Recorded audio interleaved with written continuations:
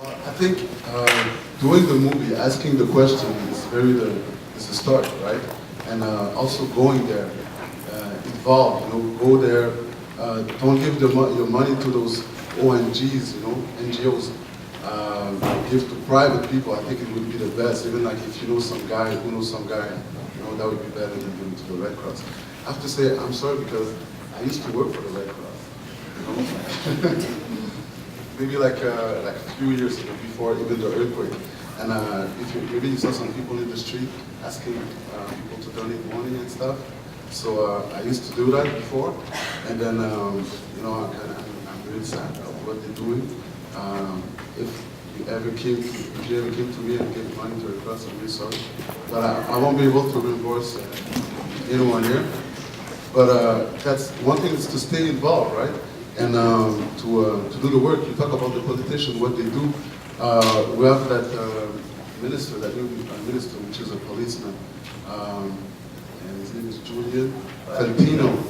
I can't be nice with policemen and just being a victim of like police abuse or something, but this policeman is a very bad minister that we have, right? And I don't think he's been there he's there for just like that. He explained really simply there's a new politics in Canadian aid, right? There has to be people who work in foreign aid have to work in end-to-end with mining companies. So I think we would have to go on the street and sign up some stuff, denounce, and support the work which is being done on there.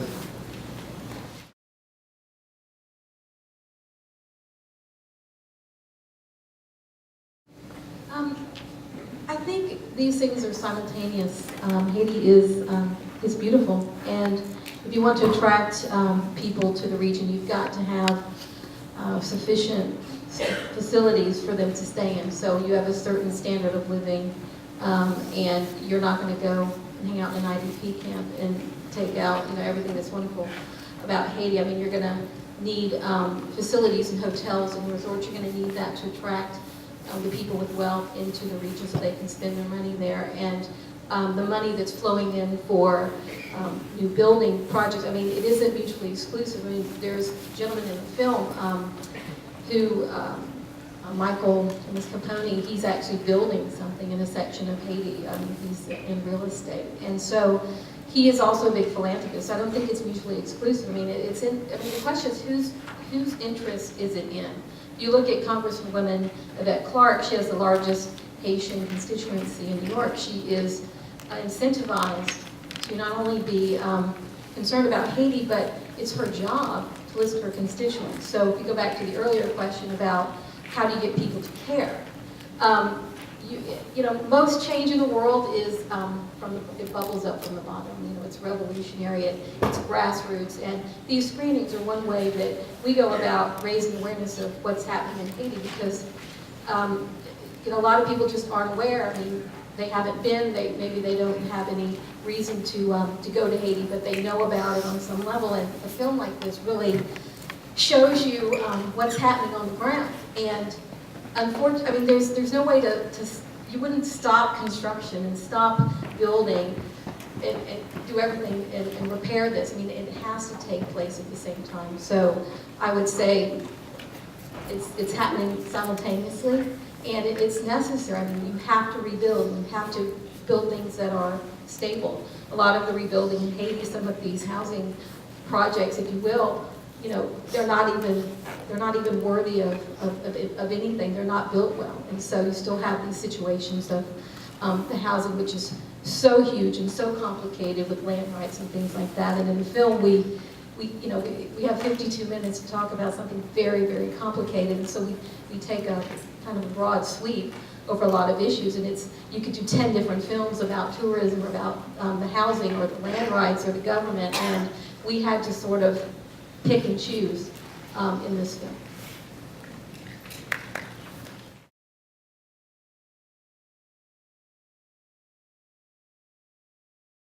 Oh, okay, so my question is this a valid way to work peer-to-peer? Because you talk about Katrina, exactly. Katrina, the construction which has been done in Katrina, some construction the federal, US federal government is suing this company.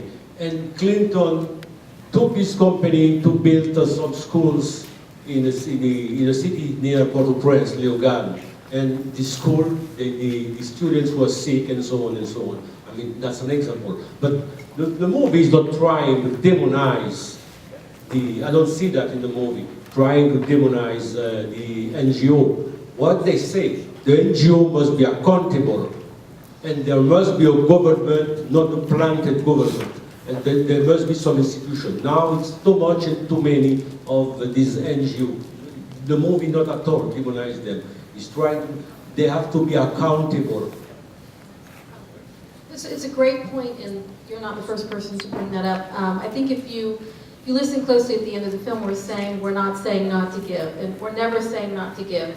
We're saying you need to give wisely, and as you're saying, sometimes giving peer-to-peer, giving to these local organizations, you're going to get more bang for the buck. I think it's easy, like, to give to the Red Cross by default as one way to get aid in there, but some of the organizations, there are so many organizations in Haiti, many of them are doing good. What we're learning is that the smaller, the local organizations that are have a real presence in the country can get a lot done. So we just want to be clear that if you're interpreting that, we're not going to read the film, but we tried our best to make sure that people at the end of the film is like, well, now what? What do we do? And depending on who's in the audience of a screening, we did one in Brooklyn, a heavy Haitian diaspora, and there was about a near revolution that broke out because it was mostly Haitian Americans in that audience, and the screening at the UN Association was mostly NGO workers. So depending on who's watching, you're looking with a certain filter and a certain set of eyes about what we're saying, and everyone kind of picks up on something different. But I hope the takeaway is that you should give. We've got to find better ways to give. We've got to get nonprofits to be accountable. The New York Times wrote a 6-page article at the 2 weeks ago about everything that's in this movie. Everyone is talking about this. We just got on it early and managed to get this film out because our director found out she was taking French lessons, and the woman was Haitian, and she's like, what do you mean there's problems in Haiti? It was an organic film out of her own desire as an investigative journalist to say, I texted money, I gave money to the Red Cross, what do you mean it's not effective? And that's what led her to Haiti to do the web series and eventually documentary, because she wanted to know where the money go. Well, 3 years later, every single person is asking our same question.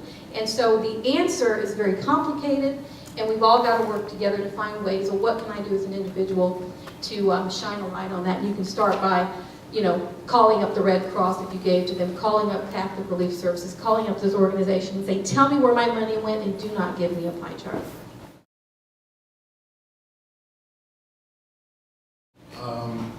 Yeah, just like as Wesley, I would say that for people who want to talk to the government and tell the government what to do, first thing is like get those policemen out of Haiti, get this army out of Haiti, get the mines company out of Haiti, and then that would be a very, very, very good start.